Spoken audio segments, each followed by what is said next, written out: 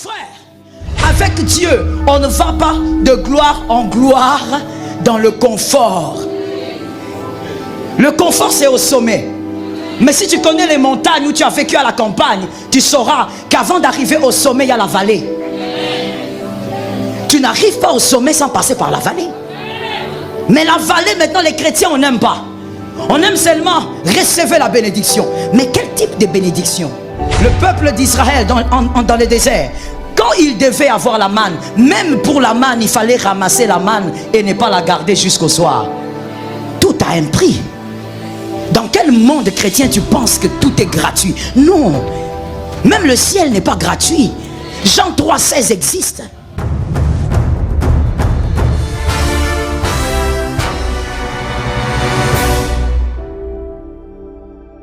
Que dans ton Égypte, l'Éternel permettra que tu y entres pour que tu sois honoré sur une terre inconnue. C'est pour toi, c'est gratuit. Que tu sois honoré sur une terre inconnue, Dieu permettra que tu ailles en Égypte. Dieu ne permet pas l'Égypte que pour vivre les flagellations, mais d'abord pour être honoré. Là où les hommes ne t'ont pas connu, tu seras connu par l'honneur. Et maintenant la deuxième dimension, car on a dit que c'était les deux dimensions d'opération de Dieu en parlant de l'Égypte. La deuxième dimension aujourd'hui, nous disons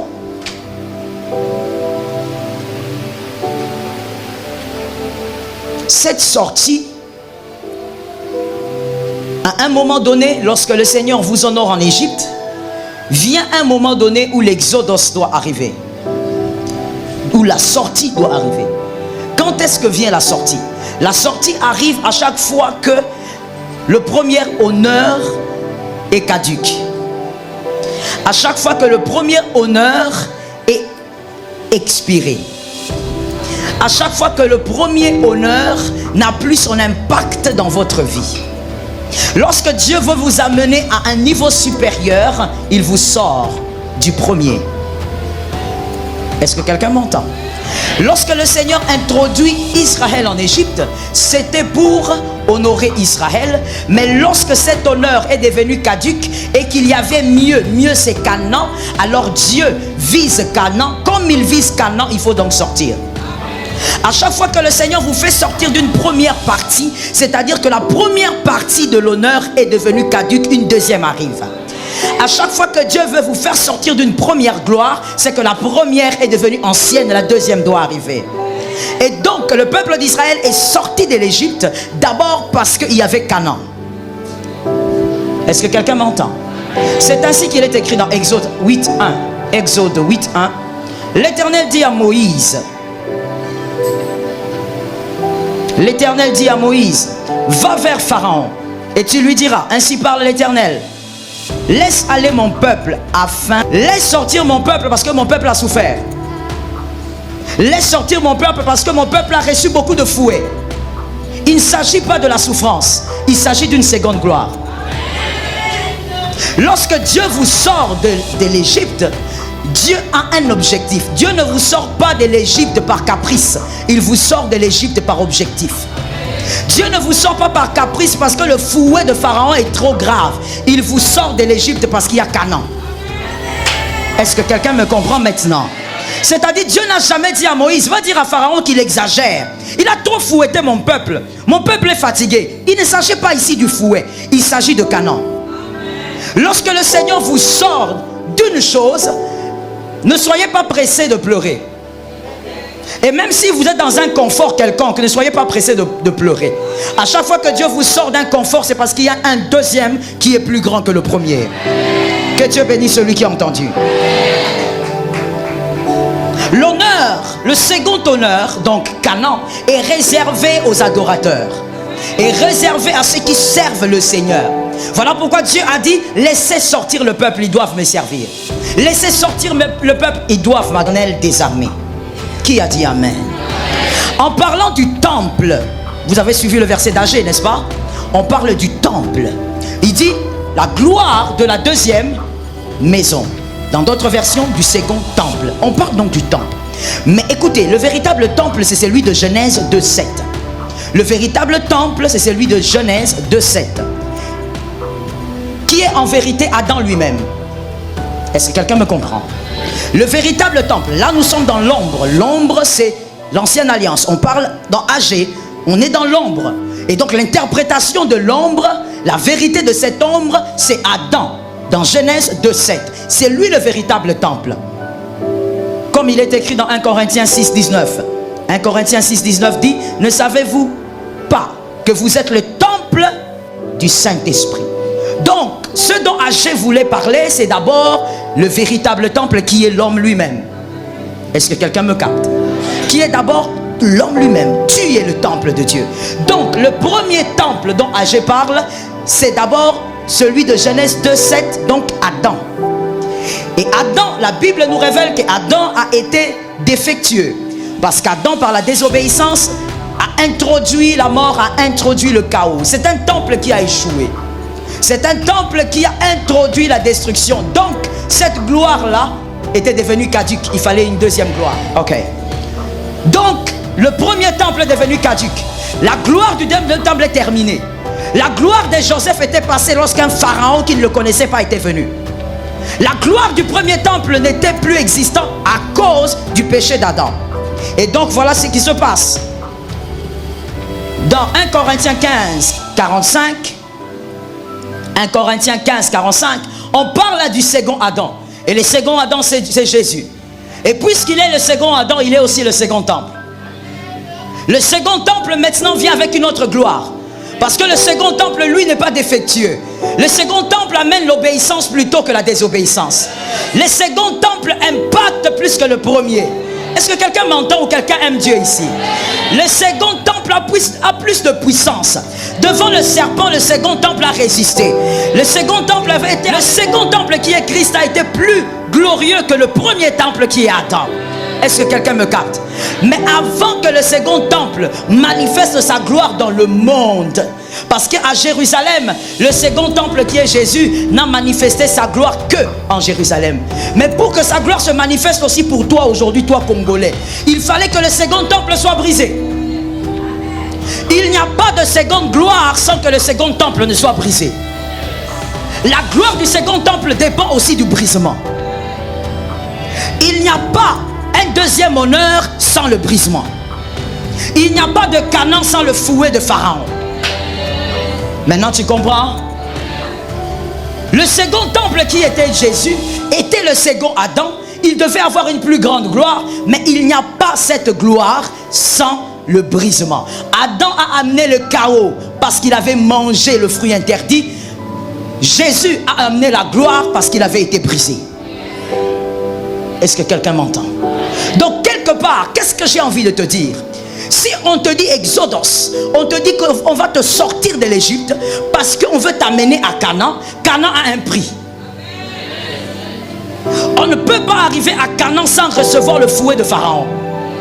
Aujourd'hui, on a prêché aux chrétiens, malheureusement, nous avons prêché aux chrétiens que tu vas être élevé, tu seras grand, puissant, sans dire aux chrétiens qu'on ne passe pas par là sans la souffrance. On ne passe pas par là sans l'humiliation. Oh, je n'entends pas. On ne passe pas par là sans le rejet. On ne passe pas par là sans l'abandon. Canaan existe, mais le fouet de Pharaon, tu dois le recevoir. Que quelqu'un dise à un voisin, Canaan a un prix. Il n'a pas bien dit, hein? Change de voisin. Canaan, dis à un autre, Canaan a un prix. Il faut que tu saches qu'il n'y a pas de seconde gloire sans un prix à payer. Je veux maintenant que tu retiennes ceci pour la vie. C'est une sagesse et une intelligence.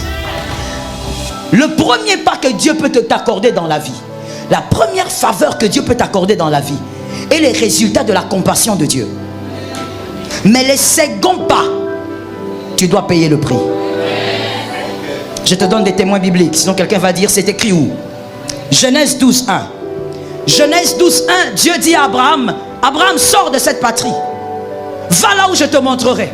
Et je ferai de toi un homme grand. Je croyais que quelqu'un lisait la Bible. Et je ferai de toi un homme grand. Là, Dieu ne dit pas à Abraham autre chose que de sortir. Il dit sors. Prends ta femme, prends tes biens, sors. Les compassions de Dieu agissent. Est-ce que quelqu'un m'entend? Mais quand Abraham doit arriver au niveau 2, dans Genèse 22, 16, Genèse 22, 16. Là maintenant Dieu lui dit, Abraham, monte à la montagne, va me donner ton fils, ton unique, sacrifie-moi Isaac. Mais pourquoi tu me demandes Isaac? Au début tu m'as choisi par compassion, mais pourquoi maintenant tu me demandes le seul enfant que tu m'as donné? C'est quand Abraham a obéi à la deuxième instruction que Dieu maintenant, comme nulle part ailleurs dans la vie d'Abraham, Dieu n'a pas seulement promis, mais Dieu a dit, je jure par moi-même. Là maintenant Dieu engage son identité. Je dis à un homme intelligent, quand l'Éternel te fait grâce, la deuxième étape aura un prix. La deuxième étape aura un prix. Ne pense pas que les compassions de Dieu vont t'amener au sommet à chaque fois. La deuxième étape aura un prix. Et des fois on oublie de le dire, on oublie de le faire comprendre aux enfants de Dieu. C'est important que tu le saches. La femme tombe, oh my God. Est-ce que je ne sais même pas si je peux dire? Chez moi à l'église je vais dire, hein? J'ai l'habitude de lancer des bombes, mais je ne sais pas si je peux lancer une bombe. Maman, tu me dis amen comme ça. Si on m'invite plus, c'est ta faute. Je lance une bombe. Dis à ton voisin, serre la ceinture.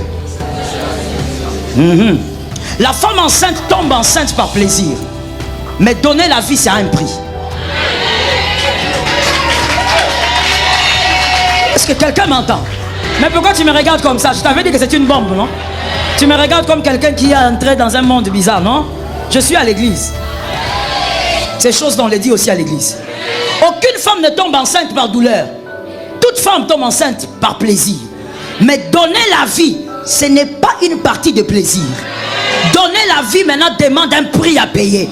C'est ça aussi la marche avec Dieu. Il y a des choses qui te donnent par compassion, mais quand il veut t'amener à un autre level, les choses aussi changent. Tu dois payer le prix. Canaan, il y a le lait et le miel, c'est bien. Mais avant d'entrer en Canaan, tu dois subir le fouet de Pharaon. Je dis à quelqu'un, tu seras rejeté. Je suis d'accord avec toi mon frère. Même si tu ne dis pas amen, c'est ça la vérité. Le problème c'est qu'on s'est mal habitué. Nous les hommes de Dieu, on ne vous les prêche pas, mais c'est la vérité. Tu seras rejeté. Tu seras abandonné. Tu seras oublié. Les hommes que tu aimes vont t'écraser. Les hommes en qui tu avais cru vont te rejeter. C'est le prix de Canaan. Ne pleure pas pour ça. Rappelle-toi qu'une seconde gloire arrive. Il n'y a pas de second temple sans brisement. Le corps de Jésus doit être brisé.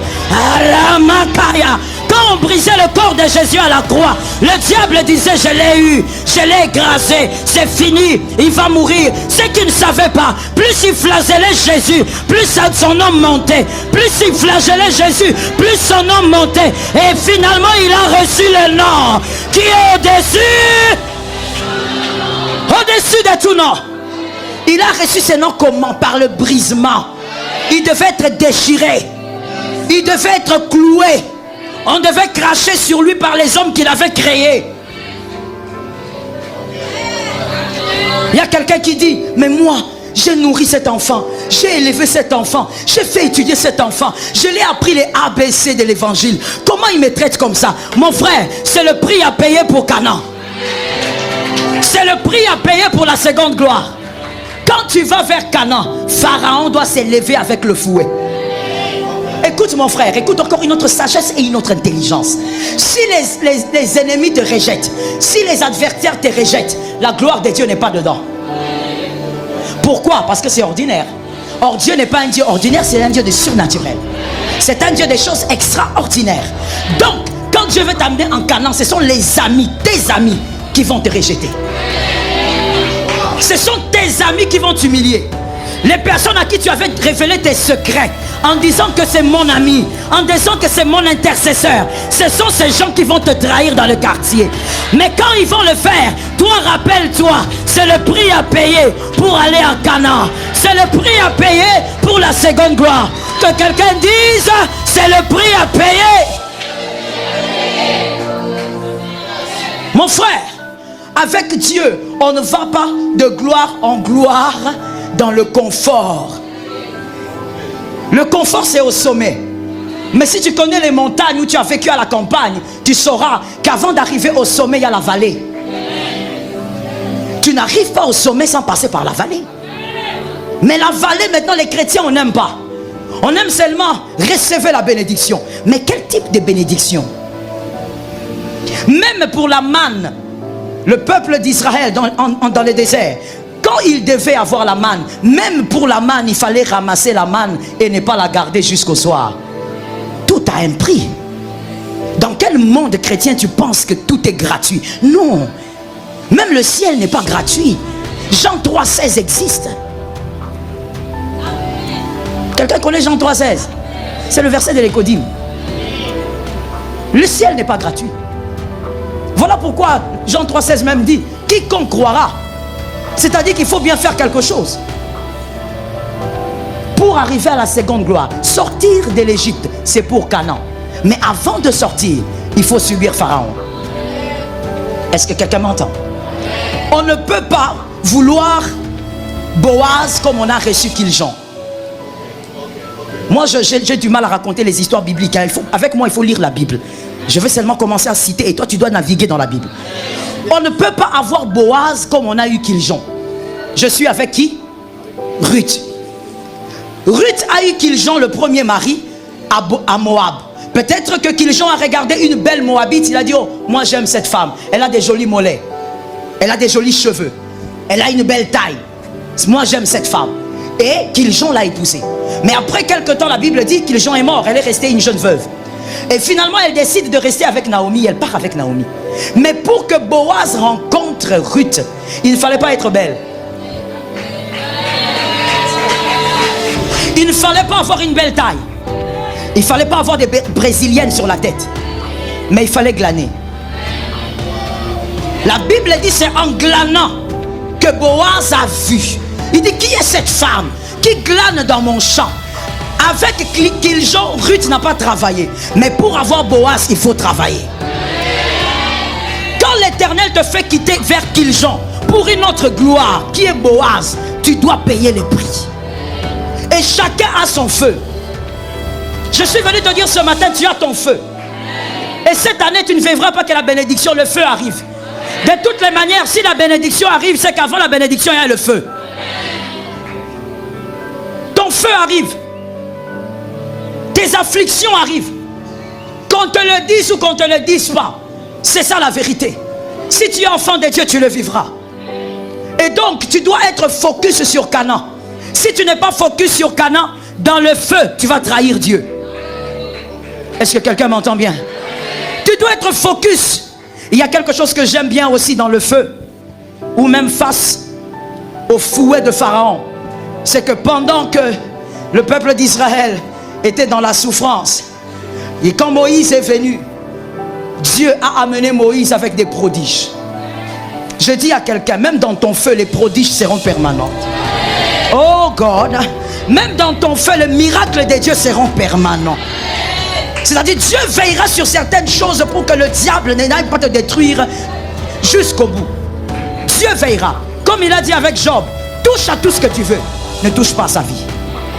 À toi aussi, Dieu dira au diable, tu peux toucher à ce que tu veux, mais ne touche pas à telle chose, ne touche pas à une autre. Pourquoi? Parce que Dieu veille. Même en Égypte, les prodiges de Dieu sont permanents. Que le Seigneur nous aide. Beaucoup reçoivent des prophéties, des bénédictions, mais très peu accèdent à ces prophéties. Pourquoi? Parce qu'on pense que toute prophétie doit nous bercer. La prophétie n'est pas une berceuse. Une prophétie doit vous amener à comprendre que vous avez aussi un prix à payer. Est-ce que quelqu'un m'entend? Que le Seigneur nous sauve. Moi, je crois que cette année, tu vas vers Canaan. Je crois que cette année tu vas vers Canaan. Mais je crois aussi qu'il y a un feu qui sera là. Et on m'a envoyé pour te dire, résiste au feu. Dieu ne permettra rien qui te fera tomber. Dieu ne permettra rien qui va te détruire. Résiste à ton feu. Les pasteurs t'ont dit, la vie du chrétien c'est oh oh. Moi je viens te dire, la vie du chrétien c'est aussi des épines et des fouets. Je reprends ça.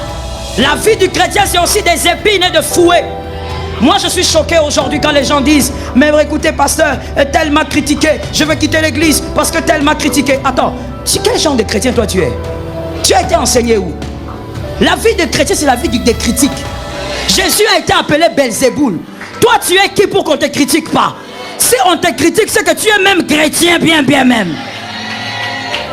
La Bible dit: tu ne peux pas être plus grand que le maître. Le maître a été insulté, il a été critiqué jusqu'à être appelé démon. C'est normal qu'un enfant de Dieu soit critiqué. Maintenant, voici ce qui n'est pas normal: qu'un enfant de Dieu se concentre sur les critiques. Tu vas être critiqué et c'est normal. Mais se concentrer sur les critiques, c'est enfantin. C'est immature. Concentre-toi sur Jésus. Ce qui est normal est normal. Écoutez, je donne un exemple parce que j'ai envie que tout le monde comprenne. Qui va trouver un homme qui va à l'hôpital? On lui dit: ta femme a accouché. Et cet homme commence à pleurer et dit: pourquoi elle a accouché? Pourquoi le Seigneur m'a fait ça? Comment trouvez-vous ça? Il commence à se plaindre: pourquoi ma femme a accouché? On dit: monsieur, qu'est-ce que vous vouliez? Non, il ne fallait pas qu'elle accouche. Mais il fallait qu'elle fasse quoi? C'est-à-dire, ce n'est pas normal lorsque tu as une réaction anormale. Il est normal qu'on te critique. Et il n'est pas normal que tu te concentres dessus. Parce que ta vie normale, tu dois l'accepter. La vie normale d'un enfant de Dieu, c'est aussi les critiques. Que le Seigneur nous aide. Nous ne sommes pas encore au ciel. Le ciel, c'est la félicité. Et au ciel, il n'y a rien à gagner. Parce que c'est la perfection. Mais sur terre, il y a des choses à gagner. Canaan est à gagner. Et si Canaan est à gagner, il y a un prix à payer. Dis à ton frère: sois prêt à payer le prix. Le rôle du feu, le rôle du fouet de Pharaon, c'est de te solidifier. Que tu sois plus solide qu'aujourd'hui. Car l'honneur de demain demande d'autres types d'épaules. Tu dois être en mesure de porter l'honneur de demain, car l'honneur de demain est plus lourd que l'honneur d'hier. L'honneur d'hier est moins lourd que l'honneur de demain. Il y a des gens qui disent: Seigneur, visite-moi. La visitation aussi pèse. Et tu dois avoir des épaules spirituelles assez solides pour porter la visitation. Et pour cela, Dieu te fait passer par le feu, ça te solidifie. Sors de cette attitude que lorsque tu passes par ton feu, tu fuis l'église. Tu te décourages. Tu te plains. Ma vie, ça ne va pas. Mon frère, c'est normal que tu passes par ton feu. Et même quand tu passes par ton feu, ne cherche pas les hommes, cherche Dieu. Tu sais pourquoi tu es déçu souvent quand tu passes par les épreuves? Parce que tu cherches les hommes. Ne cherche même pas d'abord ton pasteur, cherche Dieu. Je n'ai pas entendu les amens. Et quand on n'entend pas, c'est suspect. Ne cherche pas ton pasteur, cherche Dieu. Combien de personnes m'ont dit: maman, moi j'ai quitté telle église parce que j'avais des problèmes. Je suis allé voir mon pasteur et puis il n'avait pas le temps pour moi. Mon frère, nous sommes des humains. Il pourra arriver certainement que je n'ai pas du temps pour toi. Non, je n'ai pas entendu. Non, je t'ai dit déjà. Et comme je t'ai dit le vendredi, moi j'ai dit tout haut, c'est que les gens ne disent pas. Il arrivera forcément que je n'ai pas du temps pour toi. J'ai des problèmes et je dois les résoudre aussi. Moi et toi, nous sommes égaux dans la présence de Dieu. Tu cherches Dieu, moi aussi je cherche Dieu. Quand tu traverses ton feu, cherche Dieu. Attache-toi à Dieu, il va te solidifier. Il va te permettre d'avoir une foi plus grande qu'hier. Je vais te dire une chose, maman, que moi je constatais dans le parcours de la chrétienté. Le confort ne donne pas la foi. Le confort ne fait pas grandir la foi. Le confort plutôt crée la confiance en Dieu. Mais la foi provient des difficultés. Tu traverses le feu, tu vois la main de Dieu, tu dis: Dieu est vivant. Tu traverses le feu, Dieu te guérit, tu dis: Dieu est vivant. Tu traverses le feu, Dieu te donne un enfant après 15 ans, tu dis: Dieu est vivant. Le feu fait croître la foi. Ce n'est pas le confort. Le confort, c'est le temps de la louange. Je veux que quelqu'un retienne ça ou écrive. Le confort, c'est le temps de la louange. Et le fouet de Pharaon, c'est le temps de la foi. C'est en ce moment-là que la foi grandit. Alors ce n'est pas normal quand toi tu vis des moments difficiles, tu abandonnes Dieu. Tu es dans l'intercession ou dans un département quelconque. Quand tu vis des moments difficiles, tu abandonnes l'église, tu abandonnes les services à Dieu. Ce n'est pas normal. Tu dois revoir ta conversion, revoir ton intimité avec le Saint-Esprit. Je peux dire quelque chose? Je peux déchirer quelque chose? Je peux choquer un peu? Ok. Ce sont seulement les enfants bizarres, les enfants façon, les enfants qui n'ont pas bien grandi, qui quand papa, son père biologique frappe, il fuit et puis il va chercher la consolation chez le papa du voisin. Un enfant bien éduqué, quand papa frappe, peu importe son âge, il peut fuir, mais après il va revenir. C'est papa. Que quelqu'un dise à son voisin, papa c'est papa. Comment toi tu traverses le feu? Tu fuis Dieu, tu fuis l'église, tu fuis le service de Dieu. Tu dis Dieu m'a abandonné. Oh moi je ne vois plus clair. Je reste d'abord à la maison. Tu crois que c'est une intelligence? C'est pas une intelligence. Tu es un enfant. D'ailleurs il faut qu'on fasse le test ADN. Peut-être que tu es l'enfant du voisin. Ah, peut-être que tu es l'enfant du voisin. Comment toi on te tape? Ah mais mon frère, mais nous avons vécu ça. Moi par la grâce de Dieu j'ai un père. Mon père est pasteur. Et bientôt il aura ses 80 quelques années. Que Dieu le garde en vie. Ma mère est décédée depuis quelques années. Moi mon père n'a jamais levé la main sur moi. Mais j'avais une mère bastonneuse. Si elle t'engage, surtout qu'elle était grande de taille, donc si elle t'attrape, elle peut te démolir avec l'engagement. Mais même quand maman tape, tu reviens après. C'est maman. C'est même pas parce que tu n'as nulle part où aller, non. C'est parce que c'est maman. Tu es attaché à cette personne. Ce n'est pas normal que quand Dieu te fait traverser par le feu, toi tu choisis de t'éloigner de Dieu. Tu n'es pas converti. Ah, même si tu ne dis pas un amen, je le répète, tu n'es pas converti. Parce que si tu es converti, comme je l'ai dit vendredi, bien converti, même quand Dieu te fait passer par le feu, tu diras à Dieu, je n'ai nulle part où aller. C'est toi qui es mon père, c'est toi qui es ma mère, toi tu es mon tout, je reste avec toi. Écoute, je te donne une stratégie qui va énerver le diable. Plus Dieu te fait passer par le fouet de Pharaon, toi, va dans les profondeurs avec Dieu. Plus ça va mal, plus serre le Seigneur. Dieu te permet que tu restes avec un seul pantalon. Viens faire le protocole. Qu'on te voie avec ces pantalons-là chaque jour. Plus le diable croit te mortifier, toi avance avec Dieu. Ça donne des vertiges au diable. Est-ce que quelqu'un m'entend? Écoute, Samuel n'est pas n'importe quel prophète, c'est celui qui oint les rois. Que quelqu'un me dise les rois. C'est celui qui oint les rois. Mais Samuel ne vient pas n'importe où et de n'importe quelle manière. Samuel est le fruit de la mortification de Pénina. Tu veux Samuel, tu dois subir les mortifications. Ah, moi la bilaka. Moi la bilaka. Tu crois que tu es moi la bilaka en soulevant ta tête comme ça? Tu crois que ça va s'accomplir parce que tu le dis? Si tu es moi la bilaka, c'est qu'il y a beaucoup de feux que tu dois traverser. C'est qu'il y a tellement de feux que tu vas traverser. Sortons un peu de cet évangile qui n'est pas équilibré et qui détruit l'église. Mon frère, tout feu n'est pas malédiction. Tout feu n'est pas l'objet des liens des familles ou de puissances maléfiques. Il y a des feux que Dieu organise parce que tu dois aller à la seconde étape. Est-ce que quelqu'un m'entend? Qui ici pense que c'est un fils de la promesse? Tu penses et tu ne penses plus. Tu as renié ton identité. Qui pense qu'il est un fils de la promesse, qu'il dise amen? Si tu es fils de la promesse, il y a plein de feux. Tu vas traverser cette année de feu et de feu.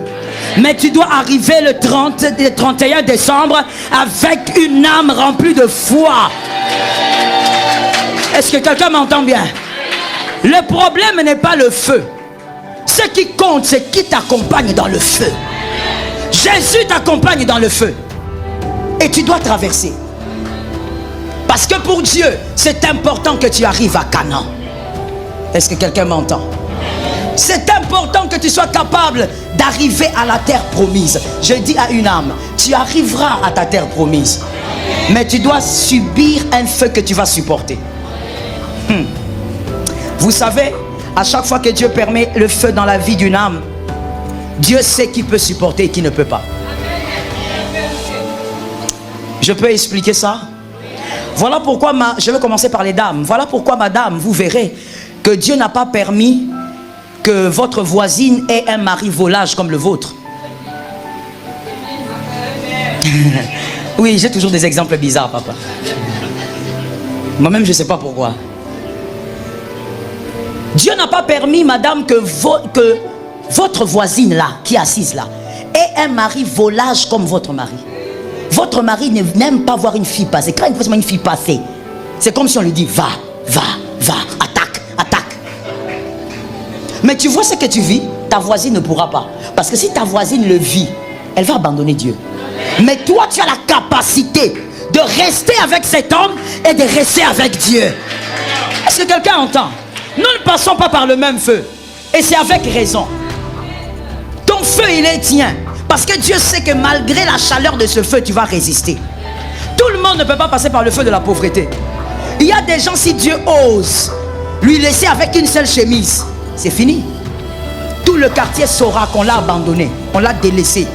C'est un orphelin. Toi, vieux comme ça, tu chantes, jusqu'aujourd'hui, tu chantes l'orphelinat. À ton âge. Vieux comme ça. Mais Dieu ne peut pas oser. Pourquoi? Parce qu'il va abandonner Dieu. Mais il y a des gens, le Seigneur te permet de passer par le feu de la pauvreté. Il sait que tu vas tenir. Il sait que malgré les critiques des hommes, toi tu tiendras. Et à la fin, tu n'entreras pas seulement en Canaan, mais tu seras un témoignage vivant pour les hommes. Je bénis celui qui a entendu. Tu seras le témoignage vivant pour les hommes. Let me tell you something. Monsieur, tu dois savoir, levez-vous s'il vous plaît. Vous, oui, je vois la foi dans vos yeux. Levez-vous. Laisse-moi te dire une chose. Tu sais, Jésus est venu sur terre. Il a opéré pendant 3 ans et demi. Il ne viendra plus opérer de cette manière sur terre. La seule manière pour Christ d'opérer aujourd'hui, c'est en opérant au travers vous. Les hommes en vous voyant diront, ça c'est Jésus.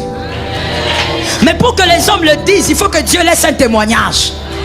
Il faut que les hommes regardent et disent, qu'est-ce que tu as vécu? Dis, moi, j'ai 35 ans, mais voici ce que j'ai vécu. Voici. Quoi? Toi? Oui, moi. Tu es un Dieu. Il faut que les hommes témoignent de Christ en te regardant. Je veux le dire autrement pour les hommes intelligents. Tu es un petit Jésus. Tu es une petite Jésus. Quand on te regarde, on doit voir le témoignage d'un grand Dieu.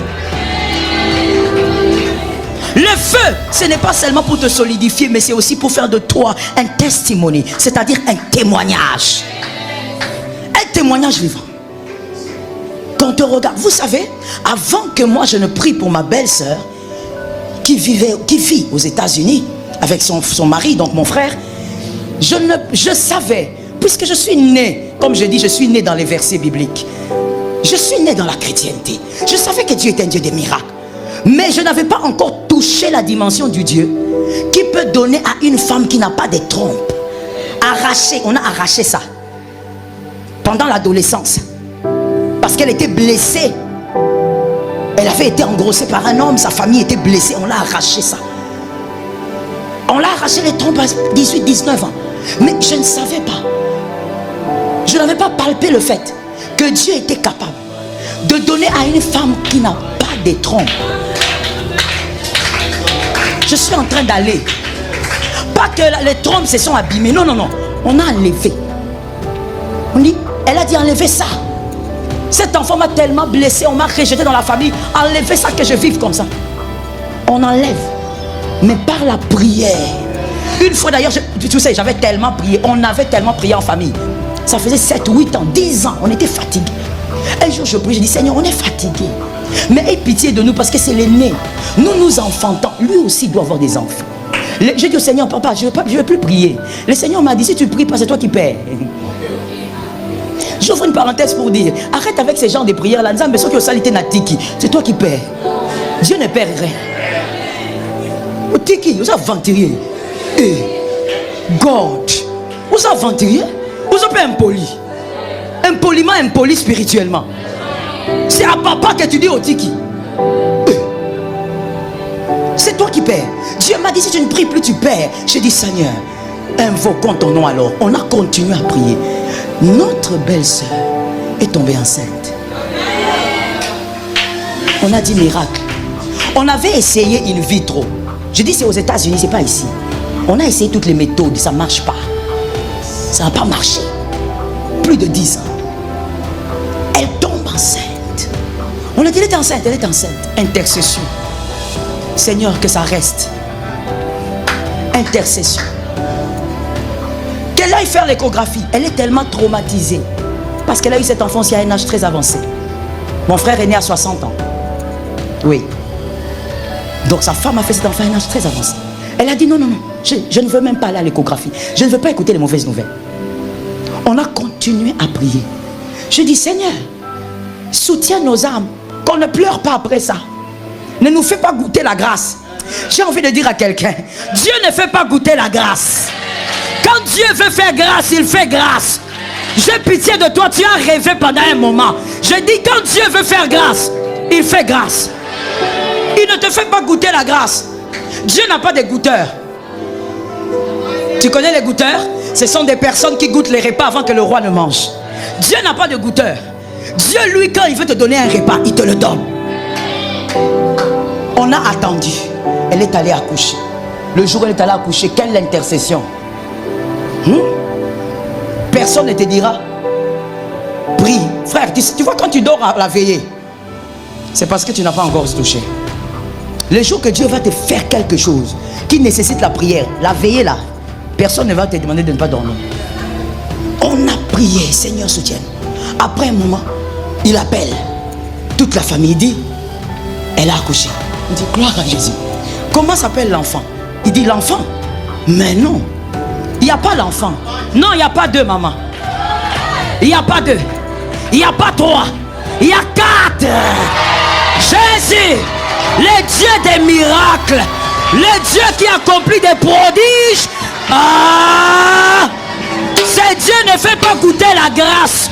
Il donne la grâce aux gens qui, évidemment, qui ne méritent rien. Ce jour-là, j'ai su que Dieu fait toucher aux hommes le miracle. Si quelqu'un comprend, frère, ce jour-là, j'ai appris. Je vais te donner une phrase bizarre. J'ai appris à aimer les épreuves. Parce que j'ai compris qu'à chaque fois que Dieu m'éprouve, il me donne une couronne à la fin. Il me donne une couronne qui va faire acclamer les hommes. Mon frère, cette histoire a été écrite même dans les journaux. Si tu vas sur internet, si tu tapes, peut-être même que tu vas trouver ça. Ça a été écrit dans les journaux. Il y a des hommes qui sont venus de toute race, qui ont dit, nous prenons en charge les études de ces enfants jusqu'à l'université. Les vêtements de ces enfants ne sont pas achetés par les parents. Il y a des gens qui le font. 3 garçons et une fille. Lorsque Dieu te fait traverser l'épreuve, il t'amène en Canaan et personne ne peut interpréter ton Canaan. Laisse-moi dire à quelqu'un ceci. C'est que le prophète t'a révélé, c'est petit. Tout ce qu'un prophète t'a révélé par rapport à ta vie, c'est petit. Aucun prophète ne peut interpréter ton Canaan. Ton Canaan est glorieux. Ton Canaan est puissant. Ton Canaan est redoutable. Les hommes, oh God, I'm talking to somebody. Ton Canaan est redoutable. Ton Canaan va faire acclamer les hommes.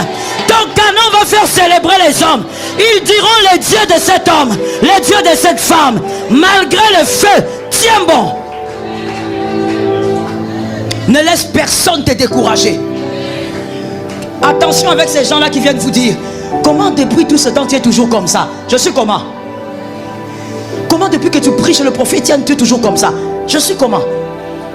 Je suis en train de traverser mon feu. Et après mon feu, je vais posséder mon Canaan. Je peux parler? Papa, donnez-moi une chaise. Je vais te dire une chose. Dans l'épreuve, ça aussi je l'ai appris dans le parcours. Dans l'épreuve, lorsque ton Canaan t'attend, ça c'est Canaan. Dieu va permettre, gravement d'ailleurs, que certains hommes, comme je t'ai dit, les hommes en qui tu avais cru, te lâchent. Parce qu'il y a des hommes qui t'aiment aujourd'hui, mais s'ils arrivent avec toi en Canaan, ils vont se battre pour la même chaise que Dieu te donne. Je le dis autrement pour les hommes intelligents. Il y a certaines amitiés qui sont aujourd'hui, ce sont des amitiés de pauvreté.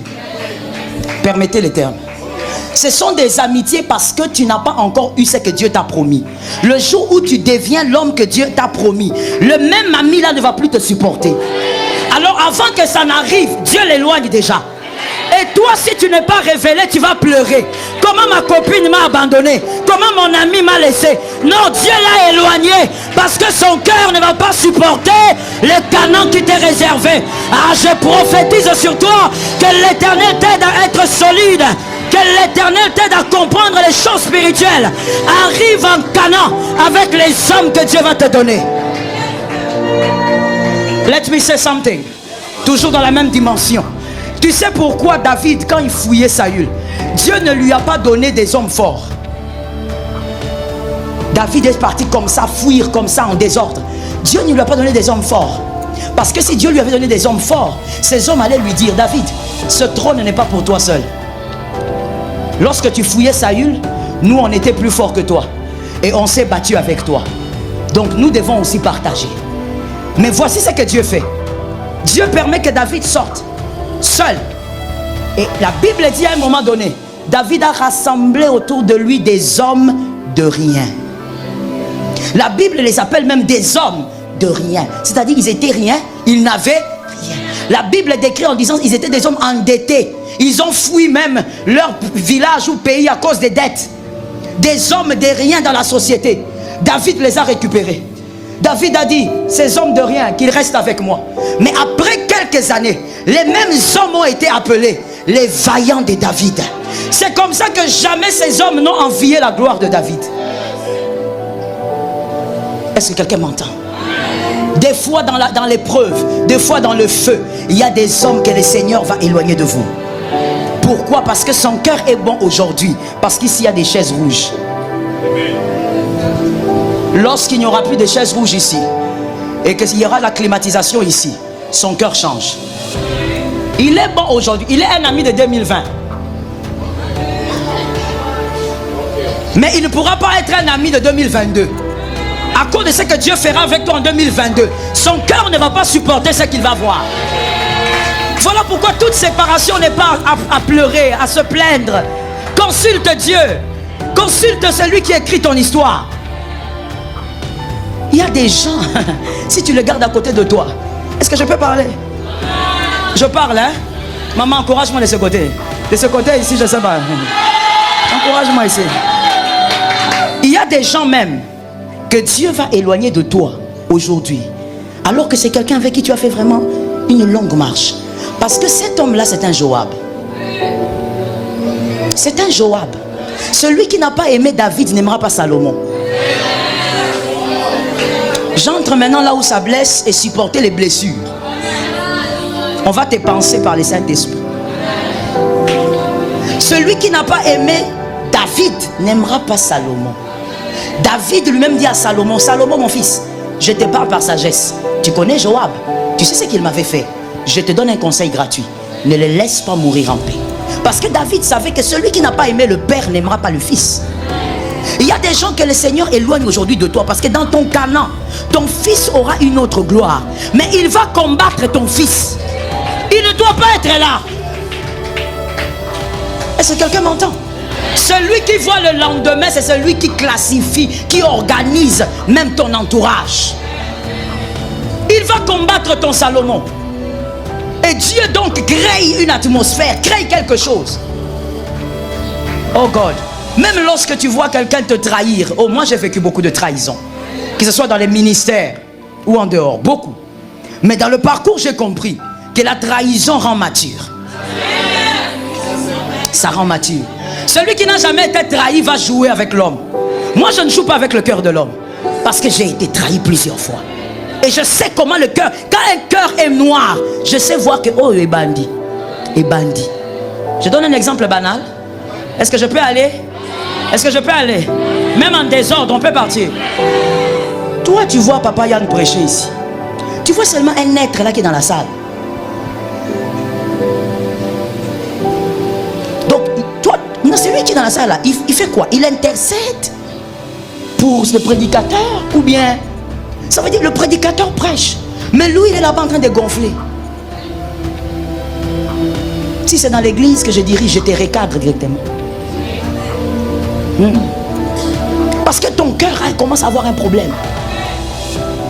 Et quand on va à Canaan, Dieu ne permet pas aux hommes qui ont des cœurs à problème d'entrer en Canaan. Mais lis ta Bible, il n'y a que Jacob, et il y a plutôt que Caleb et Josué qui sont entrés. Pourquoi? Je vais maintenant pour finir ma prédication.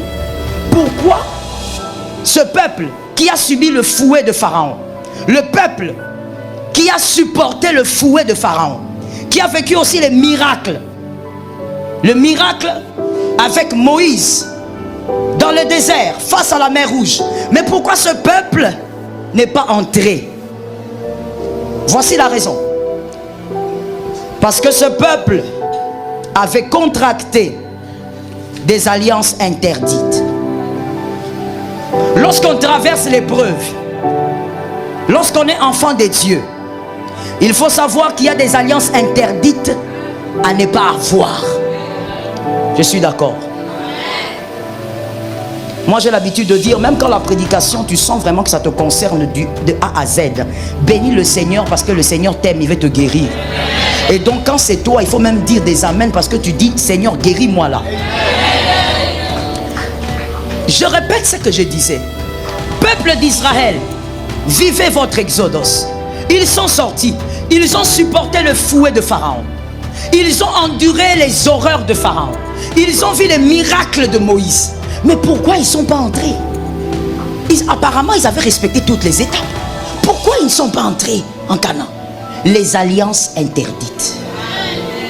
Quand on est enfant de Dieu et qu'on va quelque part, Dieu veut vous amener au sommet. Il y a des gens avec qui on ne s'associe pas. Je vais parler d'abord de 2 points aujourd'hui. Si ça ne finit pas, que le Seigneur nous sauve. Le premier point. Le peuple d'Israël n'est pas entré parce que ce peuple avait été sorti d'Égypte pour servir Dieu.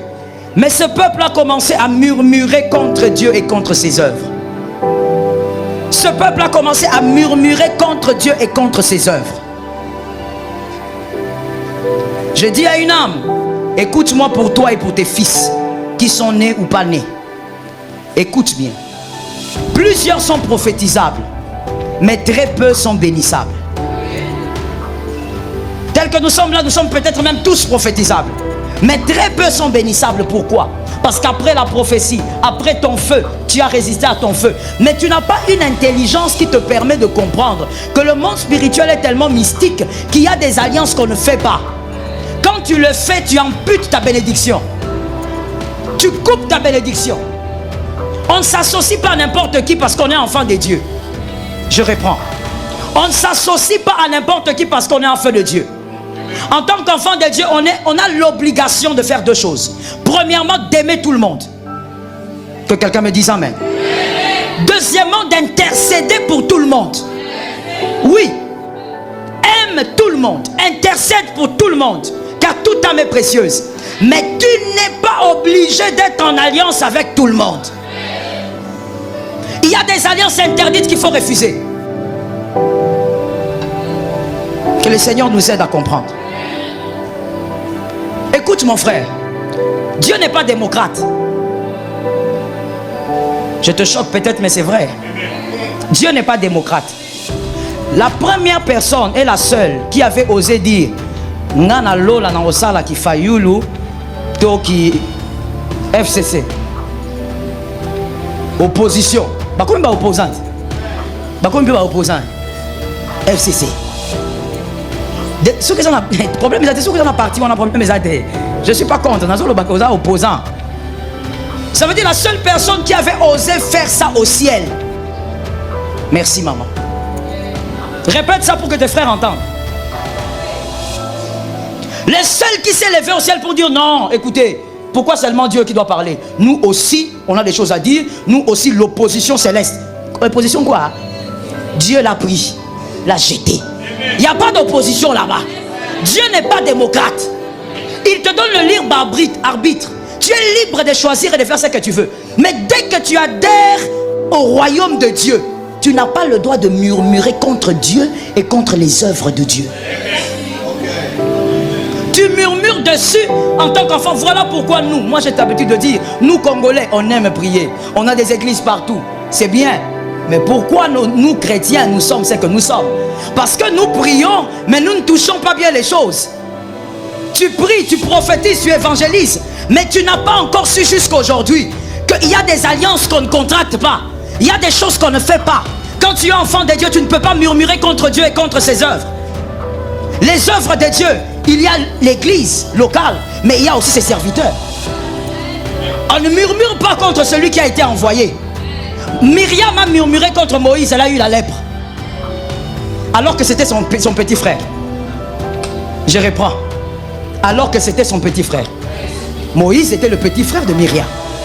Mais quand elle a murmuré, Dieu l'a frappé.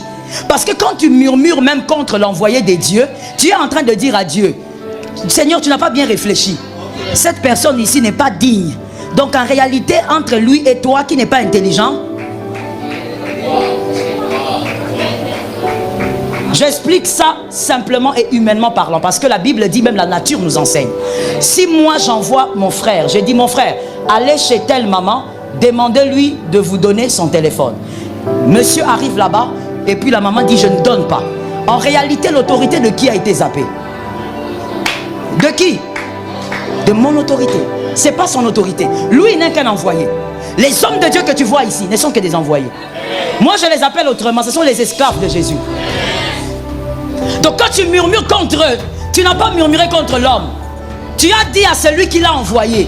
Comment tu réfléchis pour envoyer quelqu'un comme ça? Regarde maintenant là où la malédiction arrive. Là où nous sommes prophétisables mais pas bénissables. On a prophétisé mais nous faisons des choses dans l'immaturité. Frère, la vie chrétienne demande la maturité, la sagesse et l'onction. Dans l'immaturité, tu vas murmurer des choses que tu ne maîtrises pas. J'ai l'habitude de dire, ce que tu n'as pas compris, tu le comprendras demain. Nul besoin de murmurer aujourd'hui. Est-ce que quelqu'un m'entend? Le peuple d'Israël n'est pas entré, ils ont commencé à murmurer contre Dieu. Ils ont oublié le Dieu des prodiges. Ils ont commencé à murmurer même pour le manger. Je vais ouvrir une parenthèse en disant ceci. En parlant de l'envoyé, du ministre de Dieu. Un ministre de Dieu que Dieu vous donne. Parce que comprenez que vous n'avez pas un pasteur par votre volonté. Le pasteur est donné par Dieu. Dieu vous positionne par rapport à cet homme-là. On ne choisit pas un père biologique. Et on ne choisit pas aussi un père spirituel. C'est Dieu qui canalise les choses et qui vous envoie là-bas. En réalité, vous avez été greffé avant même la fondation du monde. Les amens m'inquiètent. Tu es visiteur ou tu es fidèle d'ici? Je vais un peu comprendre parce que là, je suis un peu dans l'insécurité. C'est Dieu qui établit, mais c'est Dieu aussi qui te greffe à un homme de Dieu. Selon ta destinée. Est-ce que quelqu'un m'entend bien? Selon ta...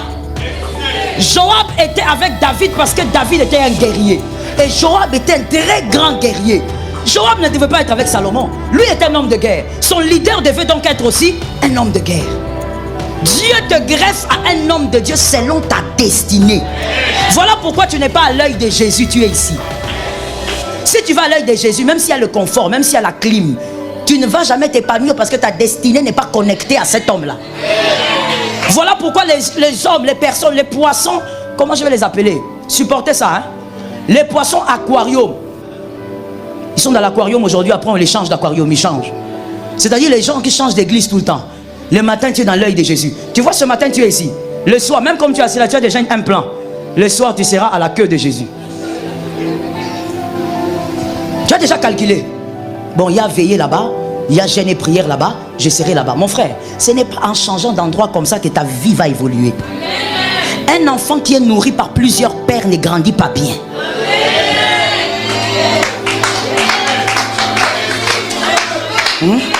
Même une mère intelligente, je parle maintenant d'une mère qui est dans une maison. Une mère intelligente ne peut pas accepter que ses enfants soient nourris par plusieurs mains.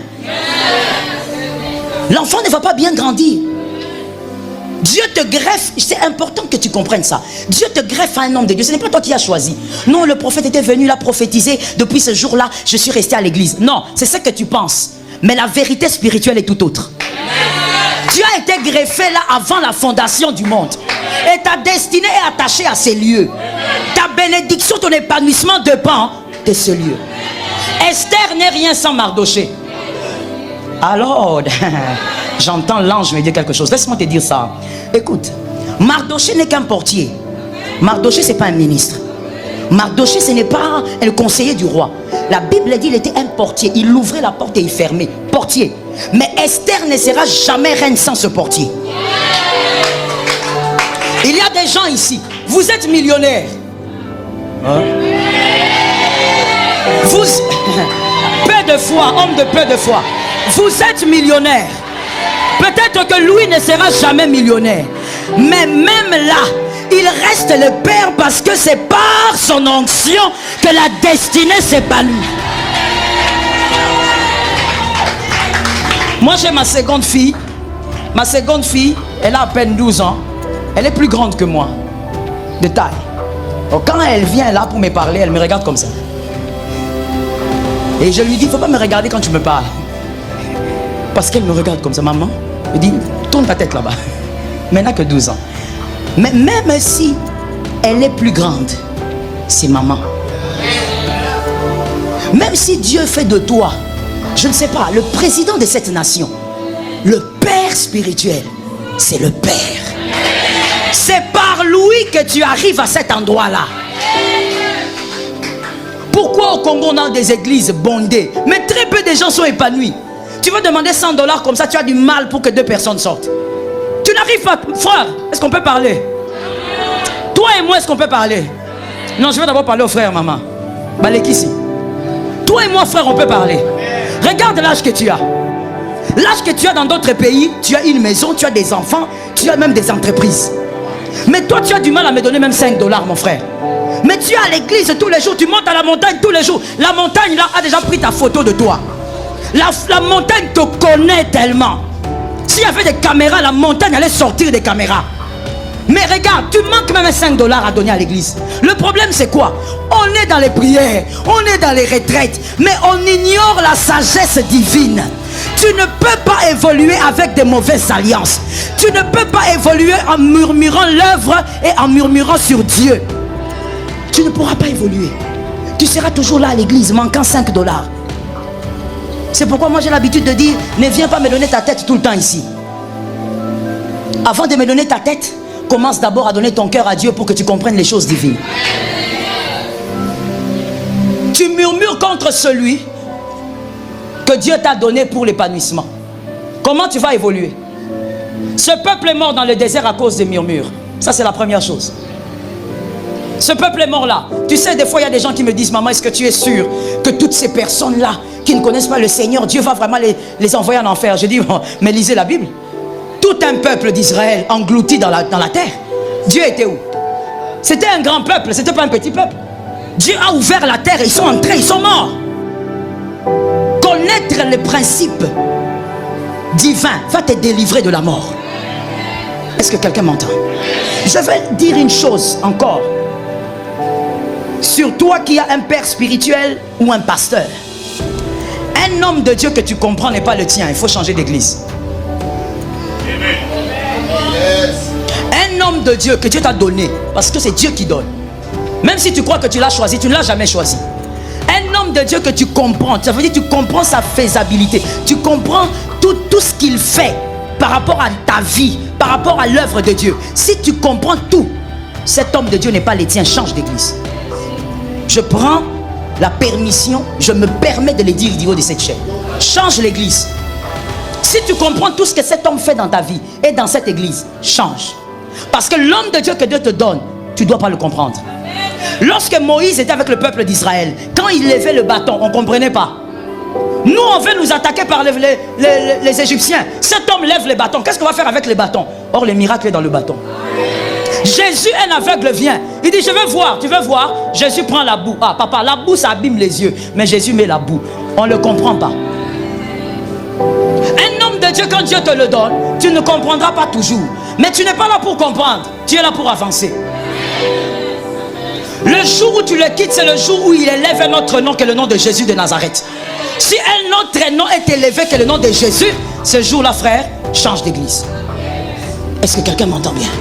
Fais attention à ce que tu dis. Dis à ton voisin, je sens qu'il y a des gens qui sont dérangés, alors je suis content que ma prédication marche.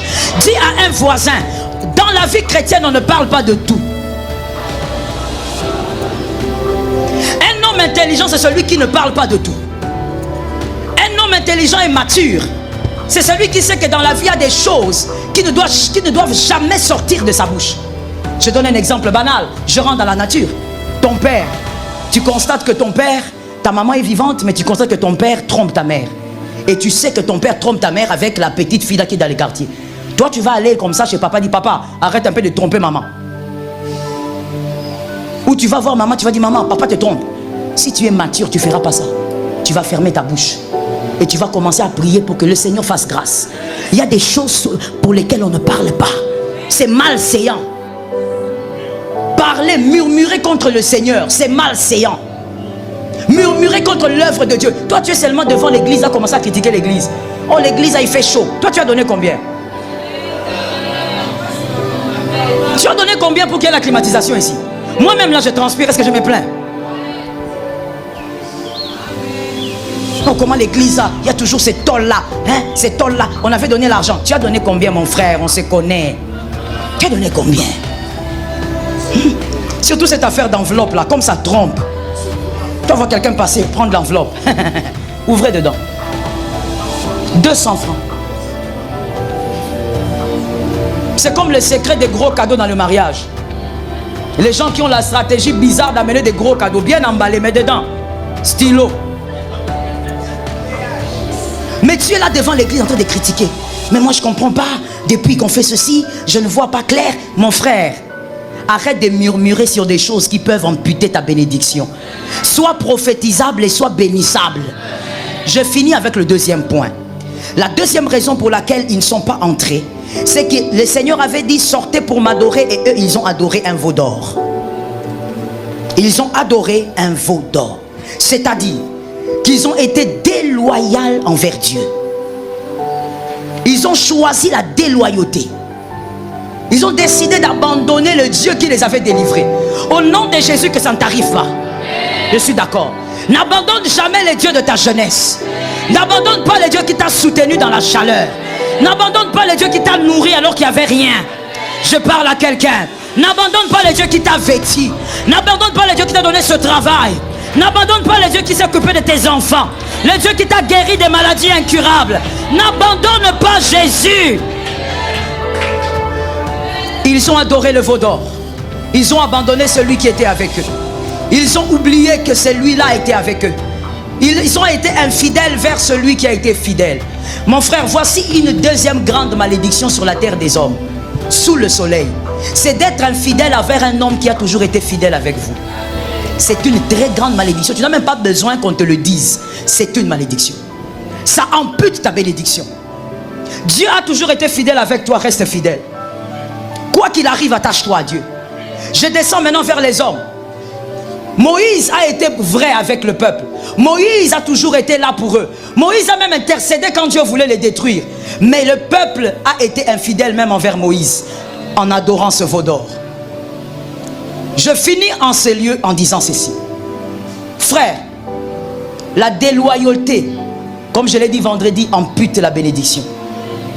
Il n'est pas normal que toi tu sois accroché à un homme qui a trahi ton père. Ça je le remarque beaucoup chez les Congolais. Je ne sais pas pourquoi. Vraiment, si j'avais le temps, j'allais te donner le micro, tu viens m'expliquer, moi je m'assieds un peu. Cette partie-là, je ne comprends pas. Et c'est propre aux Congolais. Oui, je sais ce que j'ai dit, mon frère. J'ai côtoyé, j'ai vécu avec d'autres peuples. C'est propre aux Congolais. Ça veut dire que toi, tu es avec quelqu'un. Tu es loyal avec. Tu aimes la personne, tu aides la personne. Mais la personne qui t'a trahi, celui que toi tu aides va s'accrocher à la personne qui t'a trahi. Regardez d'autres phrases d'ignorance. Moi je considère que c'est l'immaturité. Et c'est l'ignorance de sa propre vie. Si tu connaissais ta vie, tu connaissais le sens de ta vie, tu allais respecter ta vie et t'éloigner de ces genres d'alliances. Celui qui ne respecte pas l'onction de ton père ne peut pas te respecter. Il y a maintenant des gens qui disent, oh maman, nous on s'est connus avant de venir à l'église, on était amis depuis longtemps. Frère, comme je viens de te le dire, tu peux être ami, tu peux être frère du monde entier, mais tu ne peux pas être ami de quelqu'un qui n'honore pas l'onction de ton Père. Je répète cette phrase-là parce qu'on n'a pas dit amen. Tu peux être frère, d'ailleurs tu dois être frère de tous les chrétiens du monde, mais tu ne peux pas être ami de quelqu'un qui déshonore l'onction qui te bénit. Est-ce que je peux expliquer? Ce n'est pas normal. Comment une personne qui ne respecte pas, frère, même dans la vie courante, une personne qui ne respecte pas ton père biologique, c'est ton ami. Comment tu vas faire pour être l'ami de quelqu'un comme ça? Une personne qui insulte ta mère biologique à la porte, mais toi tu dis bon, nous on est amis à l'école, hein? Non, c'est impossible. Celui qui manque du respect à ton père te manquera du respect. Restez frères, priez pour lui, mais ne restez pas en alliance. N'allez pas prier à la montagne avec quelqu'un qui ne croit pas en cette œuvre. Non, je veux déchirer le boa comme ça. Je veux directement. Comme j'avais dit vendredi, tu n'es pas d'accord? Et qu'à la rapolé n'est pas maté. Je déchire le boa comme ça, je suis déjà à la fin. Tu ne peux pas aller prier à la montagne en disant on a retraite avec une personne qui méprise même les prédications de ton père. Quand vous êtes à la montagne, il te dit non, ce qu'il avait dit là n'est pas biblique. Toi tu es avec lui, c'est ton ami. Vous priez quel Dieu? La rébellion ne peut pas engendrer la bénédiction. Est-ce que quelqu'un entend bien? Moi, il y a une chose que j'ai expérimentée dans la vie chrétienne. C'est que lorsqu'un homme trahit, vraiment, sans mal qu'on lui a fait, mais il trahit parce qu'il a le cœur de Judas. Même quand il vient demander pardon, tu peux pardonner. Toi, l'homme de Dieu, tu pardonnes. Mais l'onction ne pardonne pas. L'onction va continuer à frapper encore et tu vas devenir l'intercesseur de celui qui t'avait trahi. Il y a des alliances qu'il ne faut pas supporter. Restez frères, prie pour lui, transforme-toi en intercesseur pour lui parce qu'il est dans la rébellion. Celui qui veut quitter l'église peut quitter l'église dans la paix. Ah oui, c'est écrit nulle part que si tu es dans une église, il faut forcément... Non, si tu veux quitter pour des raisons que toi tu connais, tu dois le faire dans la paix. Et par la bénédiction des gens qui t'ont béni. Cet homme-là qui a prié pour toi, tu pars dans la paix. Mais quand toi tu t'associes avec quelqu'un qui a quitté dans la rébellion, et tu dis, non, à la vision, t'es frère, qui t'avait appris ce que c'est la vision? N'entre pas dans la rébellion, tu détruis ta destinée. Voilà pourquoi je répète la phrase. Nous remplissons les églises, mais nous ne sommes pas bénissables. Faites attention aussi, c'est un conseil gratuit que je donne ici aussi à mon fils. Faites attention avec les gens qui viennent des églises et qui viennent chez vous. Cherchez à comprendre c'est qui. Il a quitté comment? Non, moi j'étais en Gilles, c'est loin. Ah, ton pasteur c'était qui? Oh, pasteur Luc. Ok, où est le numéro de téléphone? On va appeler pasteur Luc. Aujourd'hui la technologie est tellement évoluée. On peut même faire un appel vidéo. Pasteur Luc, tu connais cette fille? Est-ce qu'elle a bien quitté l'église? Attention, parce que quand vous remplissez aussi l'église des rebelles, votre église aura un problème pour voir la gloire de Dieu. Est-ce que quelqu'un m'entend? Comment les Congolais, permets-moi de parler. Comment les Congolais ont normalisé la rébellion? Le Congolais normalise la déloyauté. Il justifie la déloyauté. Frère, être déloyal, c'est être déloyal. David a dit à Saül, je ne peux pas te toucher parce que tu es un oint. Même si tu veux me tuer, moi je ne peux pas te toucher. Où sont ces hommes-là qui comprennent les choses de Dieu à cette dimension? Même si on m'a fait du mal, mais comme cet homme m'a déjà béni, je ne vais pas le toucher. J'attends 3 amen. Deuxième amen. Troisième amen. Où sont ces hommes-là qui ont le cœur comme David? Oh non, nous avons l'onction. Oui, tu as le Saint-Esprit. David n'avait pas le Saint-Esprit pleinement en lui comme aujourd'hui. Mais lui au moins avait compris des choses. Il y a des hommes, comme il a déjà été loin, comme il t'a déjà béni, tu ne le touches pas. Vaut mieux fuir que le toucher. Et toi, tu ne peux pas t'associer à quelqu'un qui méprise ton Père, qui méprise les lieux de ta bénédiction. Je finis en disant ceci. La source d'eau, là où vous vous baignez, quand quelqu'un vient pendant que vous vous baignez, la personne crache dedans. Comment vous considérez cette personne? Comment vous la considérez? Je sais que chacun a son interprétation. Toi, tu es dans une source ou même dans une piscine. Pendant que tu te laves, quelqu'un vient, il crache dedans. Comment tu vas voir cette personne? Comment tu vas la considérer? Lorsque tu t'associes à quelqu'un qui ne respecte pas les œuvres du Seigneur, qui ne respecte pas l'église qu'il a bénie, l'homme de Dieu qu'il a béni, ça ressemble à cet homme qui se lave dans une piscine et on vient, on crache dans l'eau dans laquelle tu te laves. Que l'Éternel te délivre et que l'Éternel bénisse sa parole. Merci Jésus.